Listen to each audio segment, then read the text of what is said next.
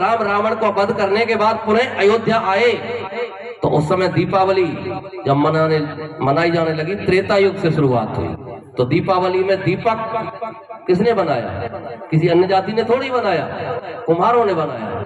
लेकिन कभी भी कोई भी इतिहासकार या कोई भी कथाकार जो बड़े बड़े पांडालों में कथा करते हैं, इस समाज को भूल जाते हैं। बड़ी विडंबना है। तो हम आप सबसे निवेदन करें कि हमें भी ये विचार रखना है कि भाई हमें अपनी समाज को किसी भी प्रकार से आगे बढ़ाना है। उसके बाद द्वापर आया। द्वापर में भगवान श्री कृष्ण ने जो मटकियां फोड़ी दूध दही की, उस समय भी मटकियां का अर्थात कुमार का उस समय भी।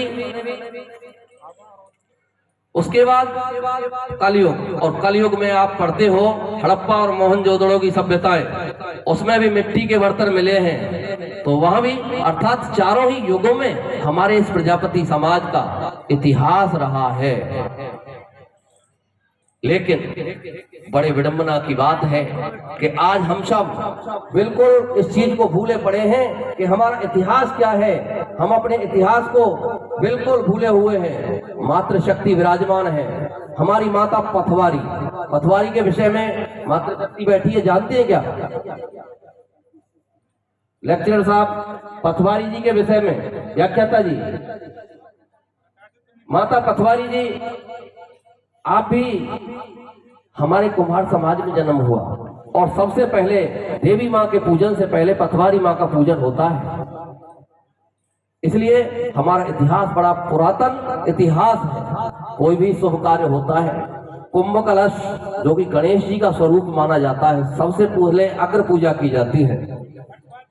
इन अग्र पूजाओं के होते हुए भी और हमारा समाज पिछड़ता चला गया। इसका क्या कारण था? इसका कारण ये था कि हम अपने आप को ध्यान नहीं दे पाए, हमें अपने अंदर की विद्वता को नहीं देख पाए।